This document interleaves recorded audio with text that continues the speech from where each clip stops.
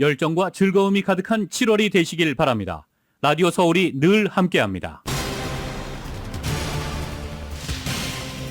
전국이 폭염으로 힘들어하는 가운데 바이든 대통령이 연방정부 차원에서 폭염 위험 경보 조치를 발령할 예정입니다. 특히 바이든 대통령은 노동부의 폭염 대책과 단속 강화를 주문했습니다. 노동자들의 보호를 강화한다는 방침입니다. 유엔은 지구가 온난화 시대가 끝나고 이제는 지구가 끓고 있는 시대라며 이는 시작에 불과하다고 강조했습니다. 온실가스 감축을 촉구했습니다. 이런 가운데 미 전국으로 코로나 바이러스 확진자가 다시 늘고 있습니다. 폭염이 원인으로 지목되고 있는 가운데 에어컨이 있는 실내에 머무는 기간이 길어지면서 바이러스가 확산된다는 분석입니다.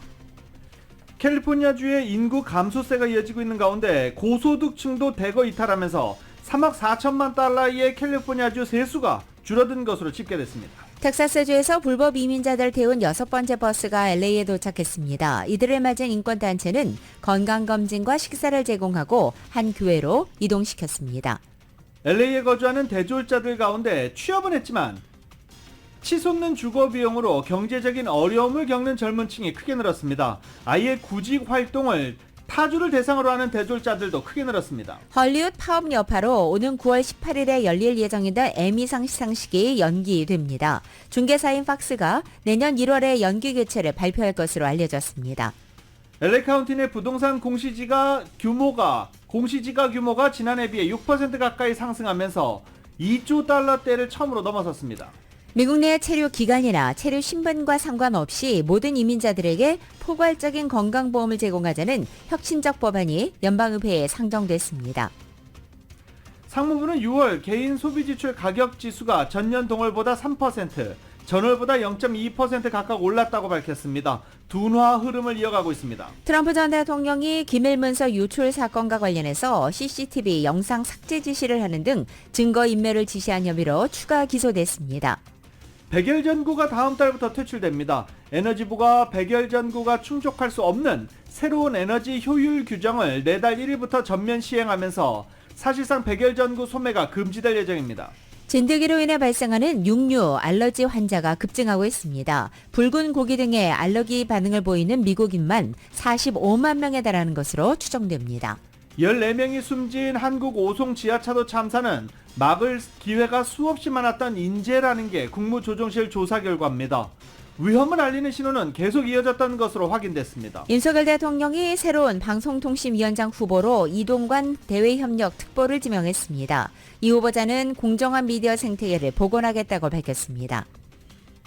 LA 엔젤스 오타니 선수가 디트로이트 타이거즈와의 더블헤더 경기에서 1차전은 선발 투수로 나서 1안타 완봉투로 6대0 승리를 거뒀고 2차전에서는 홈런 2개를 몰아치면서 11대4 대승을 이끌었습니다. FIFA 여자 월드컵에 나서고 있는 한국 대표팀이 내일 오후 9시 30분 모로코와 조별 예선 2차전을 갖습니다.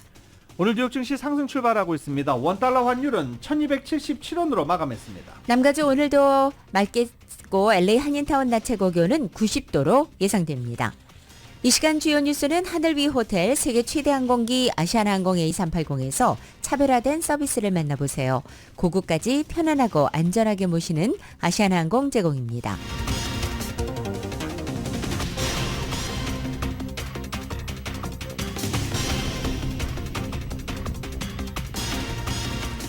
여러분 안녕하십니까? 김윤정입니다. 안녕하십니까? 유지승입니다. 2023년 7월 28일 금요일 라디오 서울 모닝 뉴스 2부입니다.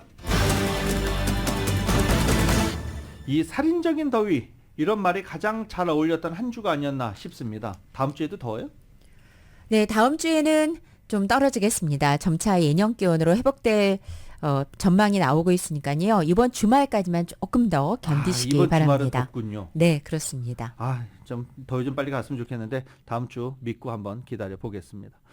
이게 지금 LA뿐만이 아닙니다. 전국 미 전역 27개 주, 27개 주의 주민들이 폭염경보, 폭염주의보 상황에 놓여 있는 상태입니다. 1억 명이 넘지요. 그러면서 결국 폭염 대책이 속속 나오기 시작하고 있습니다. 바이든 대통령도 뭔가를 발표할 예정입니다. 유엔은 지구가 끓고 있다라고 진단을 했고 폭염특보가 내려진 뉴욕은 2년 뒤까지 냉방시설을 의무화하기로 결정하기도 했습니다.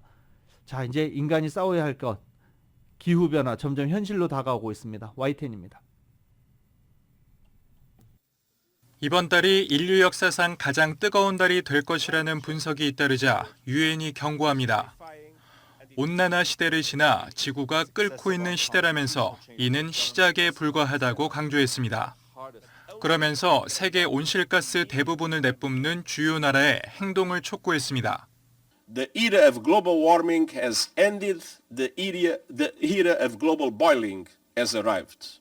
But leaders, and particularly G20 countries responsible for 80% of global emissions, must step up for climate action and climate justice. 해마다 더위로 600여 명이 숨지는 미국은 더위를 실존적인 위협으로 규정하며 연방정부 차원의 위험경보가 발령될 전망입니다. 불볕더위로부터 근로자들을 보호하는 동시에 이를 거부하는 주를 고발하기 위해서입니다. Experts say extreme heat is already costing America $100 billion a year and hits our most vulnerable the hardest. 또 장기적으로는 더위를 식히고 도시 온도를 낮추기 위해 1조 3천억 원의 보조금으로 숲을 만들어 대응하기로 했습니다. 특히 폭염특보가 내려진 뉴욕시는 코로나처럼 유색인종이 더위로 사망할 확률이 2배로 높은 점을 지적하며 조만간 여름철 최대 실내 온도 기준을 만들고 신축 건물의 냉방시설을 의무화하기로 했습니다. And access to cooling is a matter of life and death. By 2025, all new constructions in New York City will be required to have cooling. 미국 기후변화 특사는 중국 측과 열흘 만에 다시 화상회담을 열어 기후변화에 대한 교류를 강화하기로 의견을 모으고 오는 11월 아랍에미리트 두바이에서 열리는 유엔 기후변화 협약총회가 전 세계의 온실가스 감축을 의무화한 파리 협정 이후 가장 중요한 회의가 될 것이라고 강조했습니다.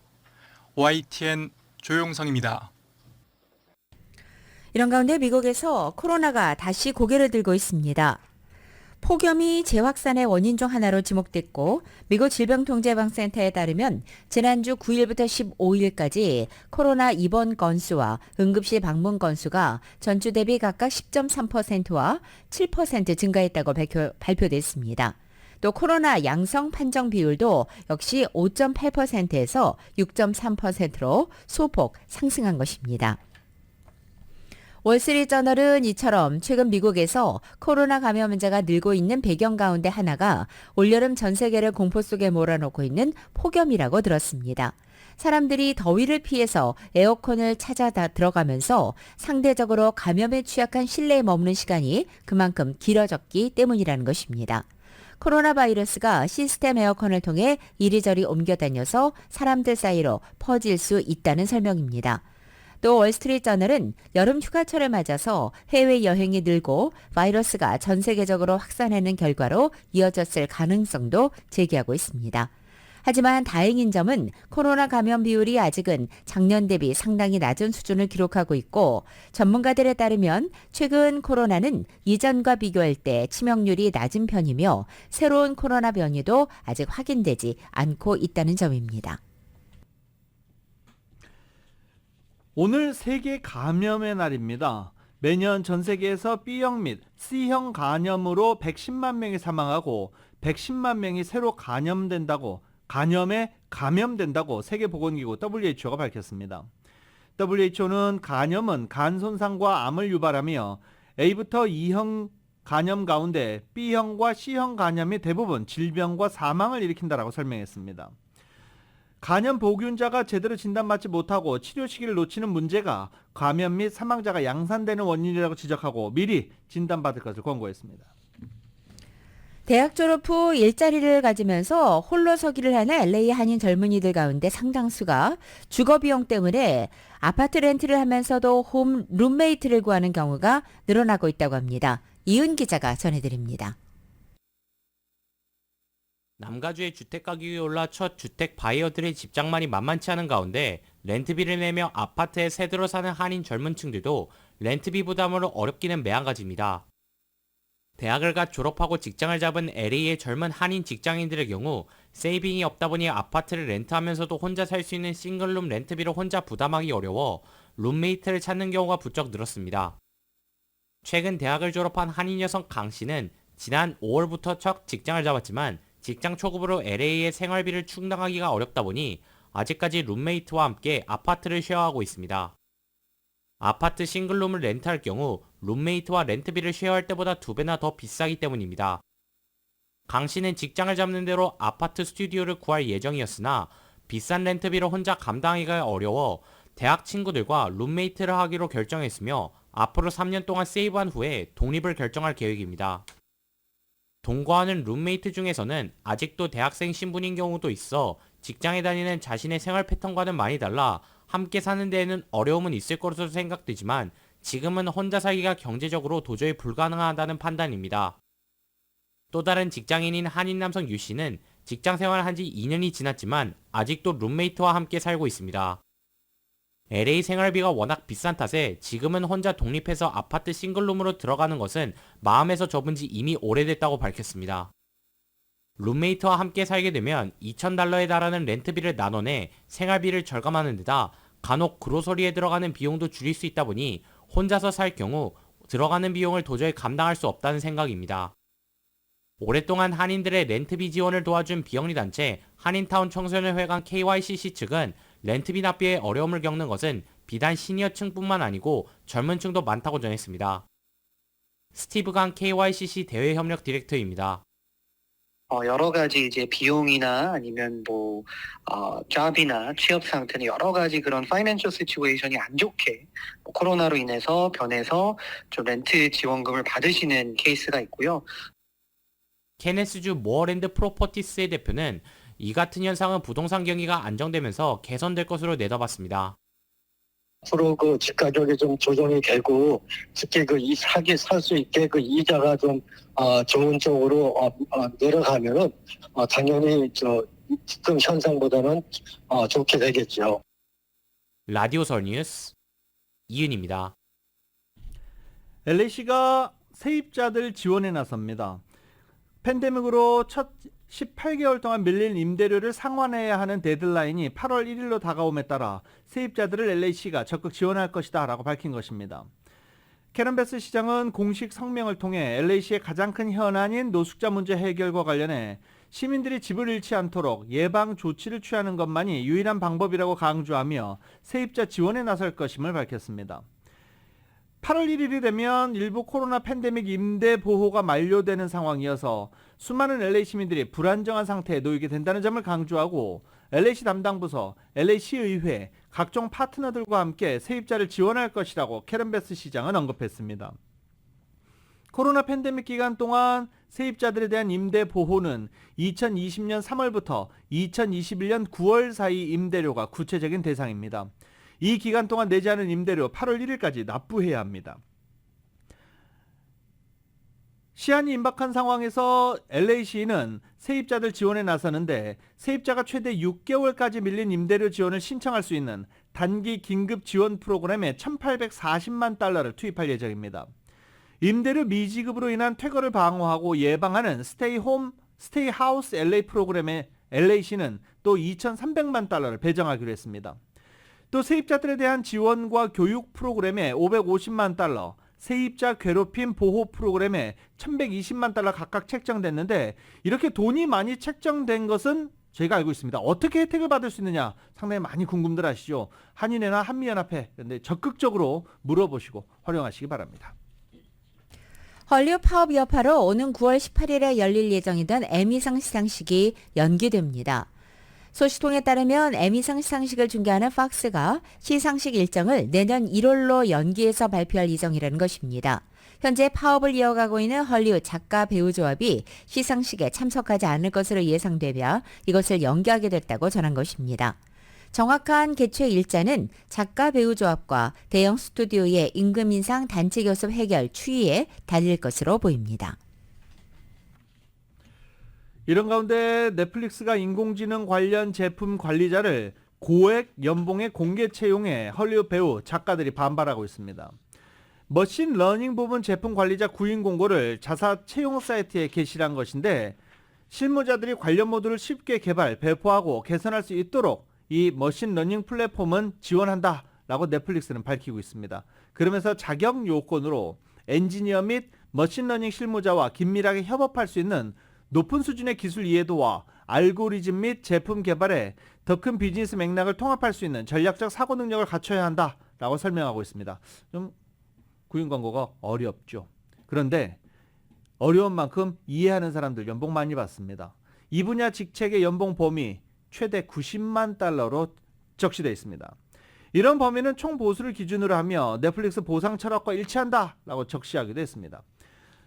이 공고 내용은 넷플릭스가 향후 AI 관련 컨텐츠 제작을 늘리겠다는 방침을 시사하는 데다 최대 90만 달러에 달하는 고액 연봉이 제시돼 현재 파업 중인 헐리우드 배우 작가들의 원성을 사고 있습니다. 라디오솔 모닝뉴스 2부, 이 시간 미국과 로컬 소식은 시원한 한 모금으로 여름을 만날 수 있습니다. 맥도널드에서 새롭게 준비한 음료 프로즌 하와이안 펀치를 상쾌하게 맛보세요. 맥도널드 제공입니다.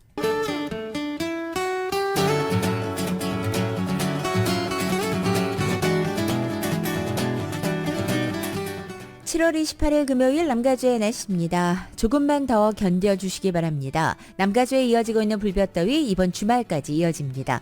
오늘 낮 기온 어제보다 1도에서 3도가량 내려앉는 곳도 있겠지만 강하게 이어지고 있는 폭염 기세는 아직 여전합니다. 토요일인 내일과 일요일 낮 기온도 1, 2도가량 더 내려앉겠고 다음 주 초반의 월요일부터는 한결 수월하게 느껴질 수 있겠습니다. LA 한인타운의 오늘 낮 최고 기온 90도, 밤 최저 기온은 68도, 오렌지 카운티 지역은 90도, 68도, 밸리와 일랜드 엠파이어 지역 105도, 72도, 해안 지역 77도, 65도 되겠습니다. 한국 오늘 부분적으로 구름 끼겠고 찜통 더위는 계속됩니다. 서울의 오늘 아침 최저 기온이 77도, 낮 최고 기온은 94도로 예상됩니다.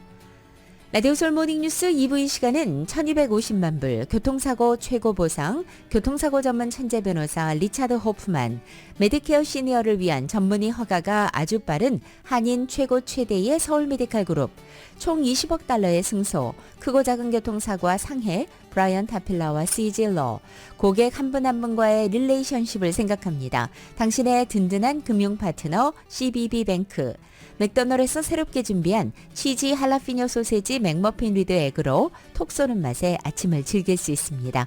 맥도널드 공동 제공입니다.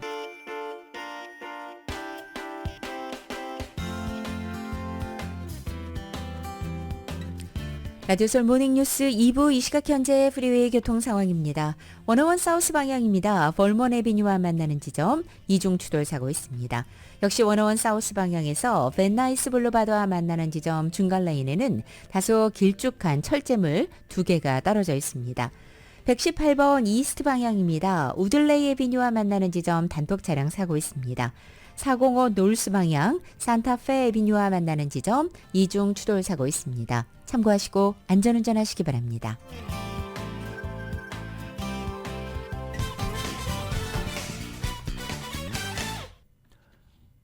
라디오솔 모닝뉴스 함께하고 계십니다.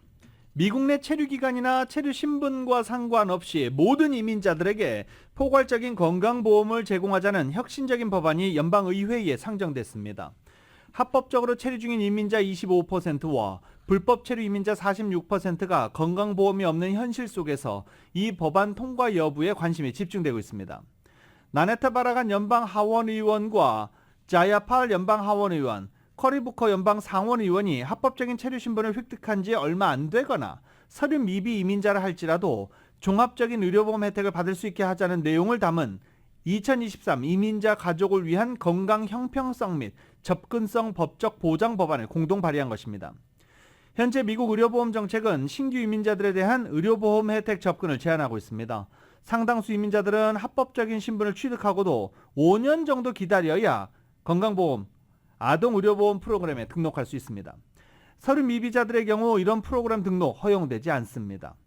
이 법안은 이런 문제점을 개선하기 위해 신규 이민자와 아동이 건강보험에 가입할 수 있도록 하자는 것입니다.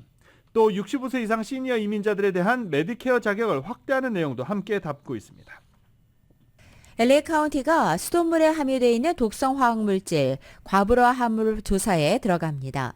LA 카운티 슈퍼바이저 위원회는 카운티 지역에 보급되는 수돗물에 독성 화학물질인 과부라 화합물이 함유되어 있는지 여부를 조사하는 내용의 발의안을 만장일치로 통과시켰습니다. 카운티 공공사업국과 보건복지부는 캘리포니아주 산하 수자원 통제위원회에 LA 카운티 산하 206개 지역에 공급되고 있는 수도 시스템에서 독성 물질인 과불화 화합물 테스트가 진행되고 있는지 확인을 하고 관련 색인과 목록을 만들어서 수돗물 오염 수준 평가 내용을 요청하게 됩니다. LA 카운티 정부는 필요할 경우에 연방 그리고 주정부의 처리 비용도 요구할 계획입니다. 슈퍼바이저 위원회의 이 같은 조치는 최근 연방 지질 조사국에서 실시한 조사 결과 미국 수돗물의 최소 45%가 과불화 화합물을 함유하고 있고 특히 남가주가 이 물질이 흔히 발견되는 중심지라는 결과가 발표된 이후에 취해진 조치입니다. 최근에 한국 다녀오신 분들 계시나요? 네. 인천국제공항에서 출국 절차를 받을 때 얼굴 정보로 신분 확인을 하는 사례가 늘어났습니다. 국제항공사 대한항공, 아시아나항공 실시했고요. 그리고 한국 내에 있는 제주항공, 진에어, 그리고 티웨이 항공, 델타항공도 얼굴 인식 시스템을 사용하고 있습니다. 인천공항에서 국내 공항 최초로 안면 인식 스마트 패스 서비스를 정식 도입했다라고 국토교통부는 밝혔는데 이미 시범 운행이 됐기 때문에 경험이 있으신 분들도 상당히 있습니다. 스마트 패스는 첨단 안면 인식 기술을 활용해 보안 검색 요원에게 여권이나 탑승권 보여주지 않고 본인 확인 절차를 빠르게 거칠 수 있게 됩니다. 우선 인천공항 출국장 6곳과 탑승구 16곳에 적용될 예정입니다. 미국 시민권자 한인 부부가 무려 10,000명분의 마리화나를 항공 수화물에 넣어 한국에 밀반입하려다 적발된 등 미국이 한국으로의 마약 밀수에 온상이 되고 있습니다. 올 상반기 한국 마약 밀수 적발량이 사상 최다를 기록했고 이 가운데 미국발 마약이 가장 많은 부분을 차지한 것으로 나타난 것입니다. 한국관세청은 지난 25일 올해 상반기 마약 밀수 단속 동향 발표를 통해 올해 상반기 가운데 총 325건, 329kg 상당의 마약류를 국경 반입 단계에서 적발해 일평균 2건에 가까운 마약 밀수 시도를 차단했다고 발표했습니다. 적발 건수는 감소했지만 적발 중량은 증가했습니다. 또 주요 출발국으로 나눠볼 때 미국이 80kg, 전체 가운데 24%를 차지했고 105건, 전체 중 31%로 가장 많은 곳으로 알려졌습니다. 이어서 태국, 라오스, 베트남, 중국 건 등의 순이었습니다. 캘리포니아가 3년째 인구 감소가 이어지고 있습니다. 이 캘리포니아 주민들의 이탈 행렬에 고소득층도 동참하고 있는 것으로 나타났습니다. 온라인 부동산 포털인 mylisting.com은 지난 2021년 연방국세청의 세수 자료를 토대로 봤을 때 가주 정부, 캘리포니아 정부의 세수는 2021년도에 3억 4천만 달러가 줄어든 것으로 집계됐습니다. 또 최근 실시된 여론조사에서 캘리포니아 주민 10명 중 4명이 캘리포니아를 떠나는 것을 고려하고 있다라고 답했습니다. 그 이유로 역시 높은 생활비가 가장 큰 이유입니다. 또 캘리포니아를 등지는 주민들은 재정적으로 어려움을 겪는 서민들에 국한되지 않고 고소득자들도 많이 떠나는 것으로 나타났습니다.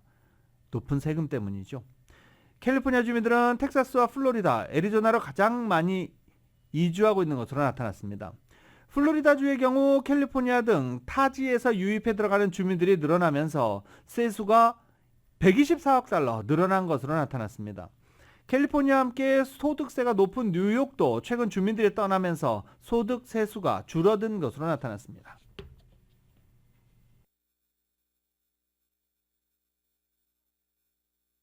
청소년 재정 캠프가 오늘 열립니다. 재정 전문가인 문선영 와이즈 캘리포니아 파이낸스 대표가 청소년들을 대상으로 오늘 재정 캠프를 개최하는 것입니다. 재정 캠프는 오전 10시부터 시작해서 오후 4시까지 진행됩니다. 청소년들에게 돈에 대한 기본 교육을 시키고 제대로 된 재정관을 설립하는 데 도움을 주는 4개의 강좌들로 마련되어 있다고 밝혔습니다. 문선영 대표입니다.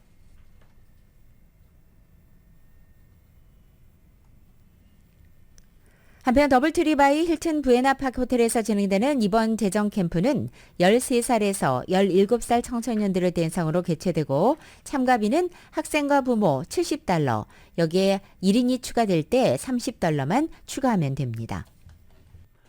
오픈뱅크가 올 2분기 610만 달러의 순이익, 주당 순이익 39센트로 전분기보다 순이익이 줄었습니다. 예금은 19억 달러로 전분기보다 2.4% 줄었지만 지난해보다는 7% 늘었습니다. 대출은 17억 달러로 전분기보다 1.4% 인상됐고 1년 전보다는 16%가 늘었습니다. 오픈뱅크 자산은 22억 달러를 기록 중입니다. 멕시코 정부가 텍사스주에서 국경지대 강에 설치하는 수중 장벽의 수역 침범을 확인하고 미국 정부에 항의성 서한을 보낸 것으로 알려졌습니다. 멕시코 외교부는 어제 미국과의 국경지대인 리오그란데 강에 텍사스주가 설치한 부유식 장벽 중에 75%가 멕시코 수역으로 넘어와 있다는 점을 지적하는 취지의 외교 문서를 미국에 배송한 것입니다. 텍사스주가 수행하는 활동에 대한 두 번째 외교 문서에 대한 정보라는 제목을 올린 해당 문건에 따르면 지난 17일까지 확인된 부유식 장벽은 약 300m 길이이며 알리시아 바르세나 외교부 장관은 대통령실 정례 기자회견에서 이 규모를 305m라고 언급하기도 했습니다. 멕시코 외교부는 이 가운데 75%에 해당하는 230m 길이 부표가 멕시코 수역을 침범했다고 밝혔습니다. 혹시 육류 못 드시는 분들 많으시나요? 아우, 난 그거 먹으면 자꾸 배가 아파 이러시는 분들도 계시고 아예 알러지가 있어서 못 드시는 분들도 계시죠. 이 진드기로 인해서 발생하는 육류 알레르기 환자가 급증하고 있는 것으로 나타났습니다. 질병통제예방센터 CDC는 붉은 고기 등의 알레르기 반응을 보이는 알파갈 증후군, 미국인 최대 45만 명이 영향을 받고 있다라고 추정했습니다. 진단이 어려워서 정확한 통계치는 확인되지 않고 있지만 이 수치가 사실이면 미국 내 식품 알레르기 가운데 10번째로 흔한 질환이 됩니다.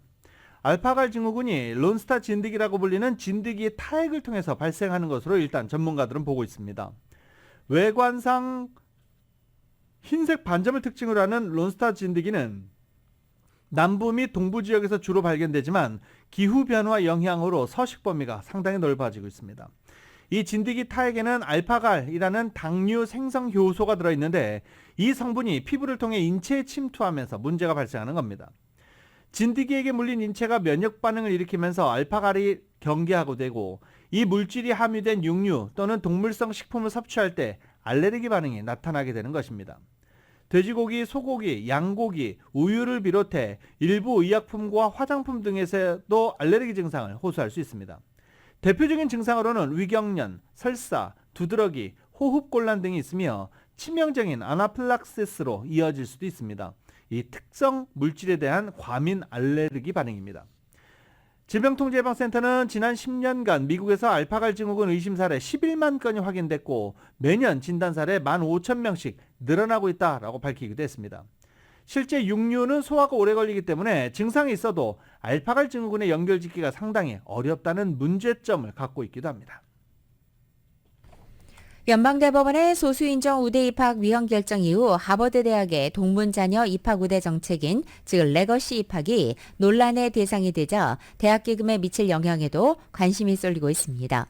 비즈니스 인사이더는 어제 교육부가 최근 하버드 대학의 레거시 입학 절차를 들여다보고 있다고 보도한 것입니다. 이번 교육부의 조치는 하버드 대학가 레거시 입학 정책을 통해 신입생 선발 시에 백인과 부유한 지원자를 우대하고 있다는 세계 단체의 주장에 따른 것입니다.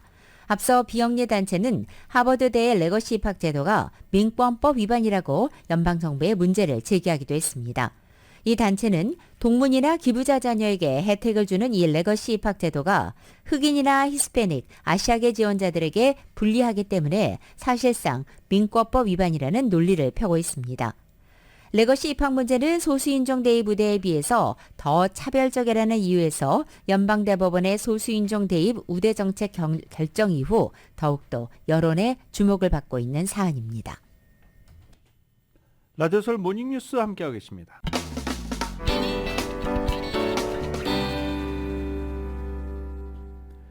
라디오 서울 모닝뉴스 함께하고 계십니다. 미국 경제가 지난 분기 예상보다 높은 2.4% 성장률을 보이면서 경기 침체 우려를 수그러들게 하고 있습니다. YTN입니다.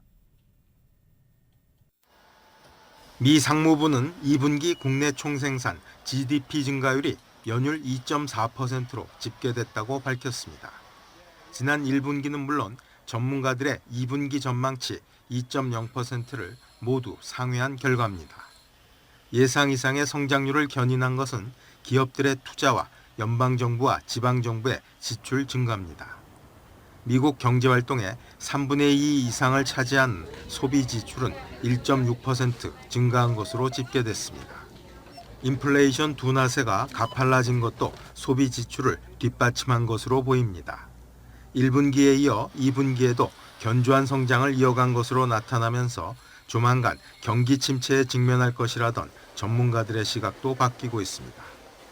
유럽중앙은행 ECB는 기준금리를 4.25%로 수신금리와 한계대출금리는 각각 3.75%와 4.5%로 0.25%포인트씩 올리기로 했습니다.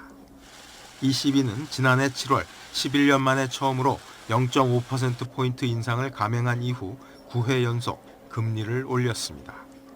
ECB는 물가 상승률이 계속 낮아지고 있지만 너무 오랫동안 너무 높은 상태를 유지할 것으로 전망된다면서 금리를 0.25%포인트 올리기로 결정했다고 밝혔습니다.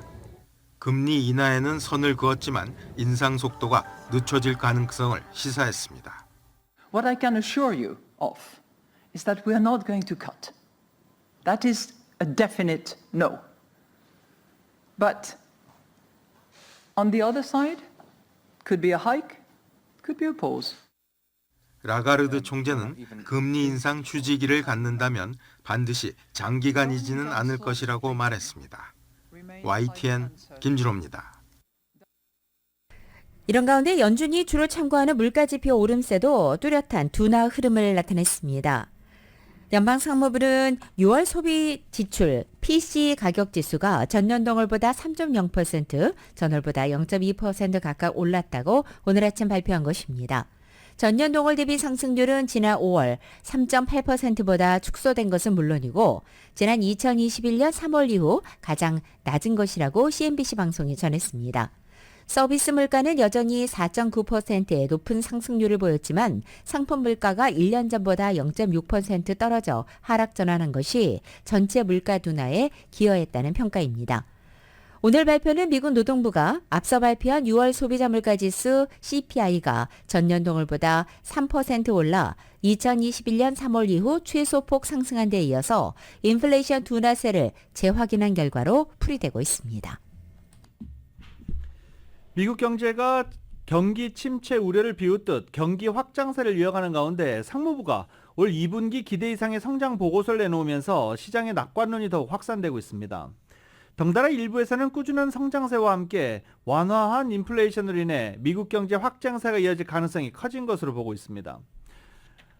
그러나 다른 한쪽에서는 연준의 잇따른 금리 인상이 몰고 올 파급 효과가 아직 나타나지 않고 있는 등 불확실성에 따른 리스크는 여전하다라는 의견도 나오고 있습니다. 월스트리트저널은 경기 확장세 가능성이 개선됐고 연준의 역할에 따라 경기 확장세가 4, 5년 이어질 수 있다라고 보도했습니다. 반면 뉴욕타임즈는 경제 연착륙에 대한 낙관주의가 확산하고 있지만 과거를 돌아보면 그 직후 경기 침체로 빠져든 사례들이 여러 있다며 아직 안심하기는 이르다고 보도했습니다. 미국에서 비효율적 에너지 사용의 상징으로 비판받았던 백열 전구가 다음 달부터 퇴출을 당합니다.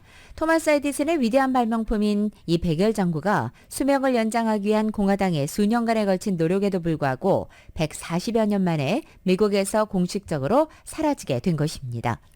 미국 에너지부가 백열 전구가 충족할 수 없는 새로운 에너지 효율 규정을 바로 8월 1일부터 전면 시행되면서 사실상 백열 전구의 소매 판매가 금지되는 것입니다.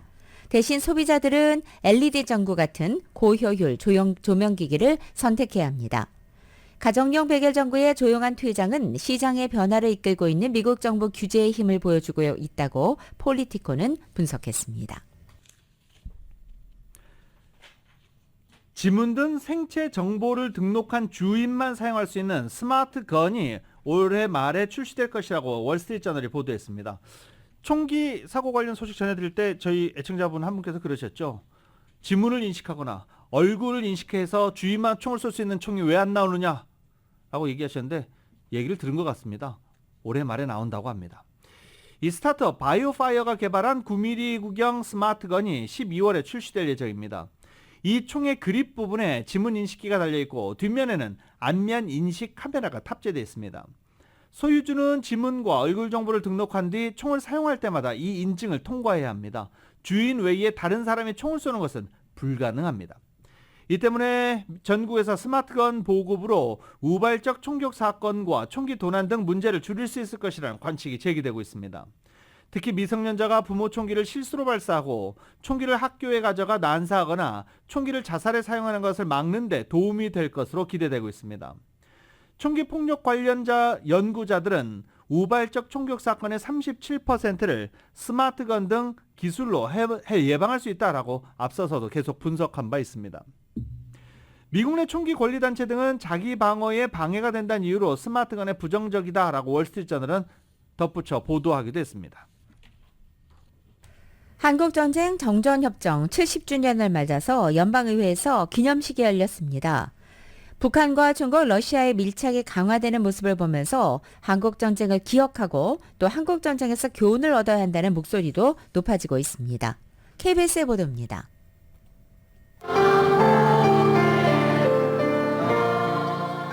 손에 작은 촛불을 들고 미 의회 연방하원 의원회관에서 아리랑이 울려 퍼집니다.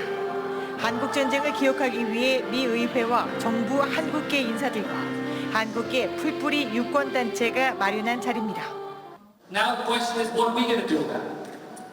What are we going to do to try to make sure we push this forward even further? In fact, the aggression and the threat of the Korean Peninsula appears to be increasing more. So, we need to be more vigilant in raising awareness. 이제 몇 남지 않은 한국전쟁 참전 용사들에게 감사하는 메달도 수여됐습니다.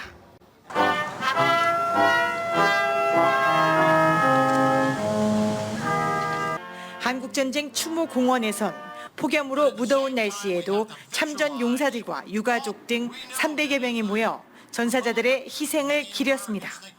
북한의 핵과 미사일 위협에 대응해 한국과 미국의 방위 태세 강화가 필요하다는데 양국은 한 목소리를 냈습니다. Our message is loud and clear. North Korea's intensifying nuclear and missile threat will only invite an overwhelming defense posture from the alliance.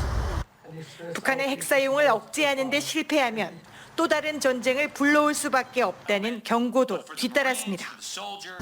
It's our investment in a robust military deterrent. And the Korean War stands as a reminder of the enormous costs when deterrence fails. 정전협정 70주년을 맞은 올해 미국은 잊혀진 전쟁으로 불리던 한국전쟁으로부터 교훈을 얻어야 한다고 강조하고 있습니다. 북한, 중국, 러시아가 밀착하고 있는 지금 상황에서는 더욱 그렇다는 겁니다. 워싱턴에서 KBS 뉴스 김양순입니다. 라디오서울 모닝뉴스 스포츠 소식입니다. 스포츠 소식은 전문가가 추천하는 이민법과 가정법 전문 제인정 종합법률사무소 제공입니다. 어제 LA 다저스는 경기 없었습니다. 어제 이동일로 다저스는 경기가 없었는데 다저스가 뭐 딱히 이동일은 아니었죠. 근데 다저스를 만나러 오는 팀이 이동을 해야 돼서 이동일로 어제 다저스 하루 쉬었습니다. 다저스는 이번 주말부터 신시내티 레즈와 다저 스테디움에서 홈 경기를 갔습니다. 신시내티 레즈와 3연전 경기를 갔는데 일단 오늘 다저스의 선발 투수는 바비 밀러가 나옵니다. 요새 다저스의 선발 투수들 잘 이름 모르시는 분들 상당히 많으시죠. 뭐 에멧 시한이든가 바비 밀러라든가 신인 선수들 잘 하고 있습니다. 열심히 응원해 주십시오. 야구 천재 오타니 선수가 하루에 2경기를 치르는 더블헤더에서 완봉승과 연타석 홈런까지 놀라운 쇼타임을 펼쳤습니다. 만화에서나 볼 수 있을 것 같은 비현실적인 활약이었습니다. YTN의 보도입니다.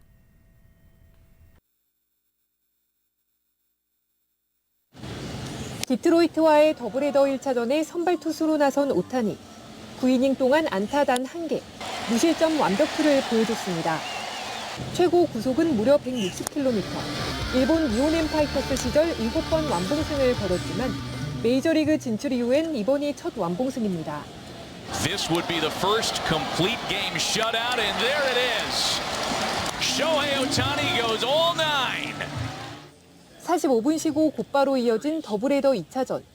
오타니는 불방망이 모드로 전환했습니다. 이외에 왼쪽 담장을 넘어가는 투런포를 날리더니 다음 타석에서는 비거리 138m에 달하는 솔로포를 터뜨립니다. Oh, he got another one. Get going. Ohtani has done it again. 여유롭게 홈런 단독 선두를 달리고 있는 오타니는 37호, 38호 홈런으로 2위와의 격차를 더 벌렸습니다. 두 번째 홈런 때 옆구리를 붙잡고 베이스를 돈 뒤 교체돼 우려가 나왔지만 필 네빈 감독은 근육 경련이라며 문제 없다고 밝혔습니다. 놀라운 오타니의 원맨쇼에 LA 에인절스는 더블헤더를 싹쓸이하고 4연승을 달렸습니다. YTN 이지은입니다. 여자 월드컵에 나서 한국 축구대표팀이 드디어 내일 9시 30분 16강의 희망을 살리기 위해 뛰게 됩니다. 클린벨 감독은 보다 공격적인 전술과 함께 빠른 판단을 주문하면서 생각의 속도를 강조하고 있습니다. KBS의 보도입니다. 2차전이 열릴 애들레이드 이동을 하루 앞두고 대표팀의 고강도 훈련이 이어집니다. 콜린벨 감독은 포메이션에 얽매이지 말고 순간적인 판단력으로 자율적으로 뛰라며 생각의 속도를 강조했습니다. 1차전에서 3백 수비를 중심으로 안정적인 경기 운영을 펼쳤던 대표팀은 모로코전에선 공격적으로 나섭니다.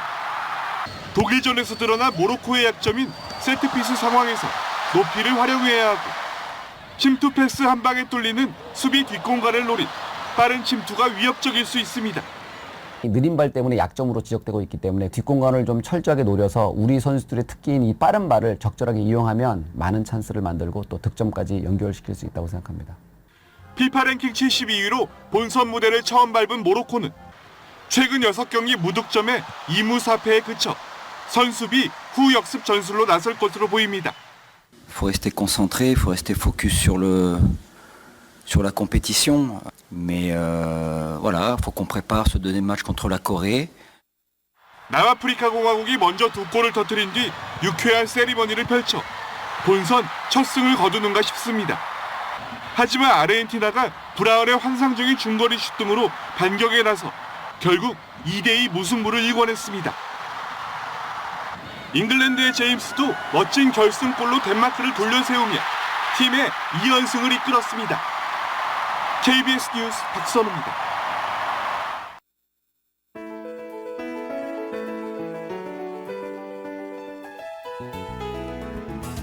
(2023년 7월 28일) 금요일에 전해드린 라디오설 모닝뉴스 여기서 마치겠습니다. 오래간만에 옛날에 뭐 한 2000년대 초반에 많이 했던 이런 멘트들 한번 해볼까요? 날씨가 굉장히 덥습니다. 이번 주말 잘 버티셔야 됩니다. 저희 라디오서울 방송과 함께 시원하게 실내에서 잘 더위 이겨내시기 바랍니다. 주말 잘 버티시라고 김민정 앵커도 당부하고 있습니다.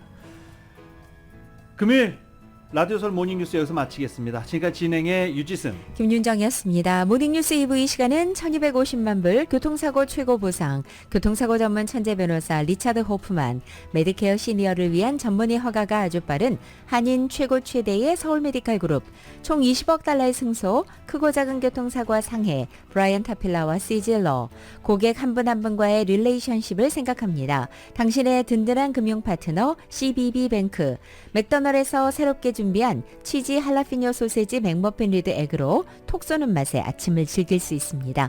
맥도널드 공동 제공이었습니다. 잠시 후 9시에는 강혜신의 오늘의 미국이 방송됩니다. 함께해 주신 여러분 고맙습니다.